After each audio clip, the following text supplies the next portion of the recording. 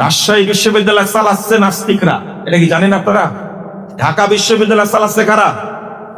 যত প্রশাসনে আছে সব মুসলমানের বাচ্চারা, নামধারী মুসলমান, কিন্তু ভিতরে ভারতের প্রতি মহব্বত, আমেরিকার প্রতি মহব্বত, ব্রিটেনের প্রতি মহব্বত, নাস্তিক তারা দেশটা ভরে নিয়েছে।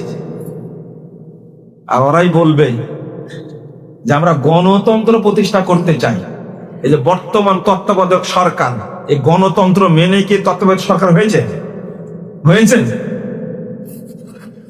এরা একজন মাঠে ছিল যখন ছেলেরা জীবন দেয়, একজন মাঠে ছিল, উত্তর দেন একজনও ছিল? আমি চ্যালেঞ্জ করলাম, একজনও ছিল না। তো গণতন্ত্র কোথা থেকে আসলো? এই দেশের জনগণ 90% মুসলিম, চেতনাও ইসলাম।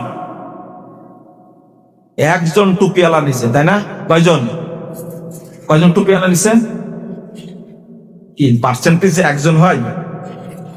পার্সেন্টেজে কি একজন হয়? এখানে তো গণতন্ত্র, তোমার এই কুফরি তন্ত্রকে এখানেই তো মেরে ফেলে দিছে তোমরা। তাহলে এরা সব ইসলাম বিদ্বেষী। কি বিদ্বেষী?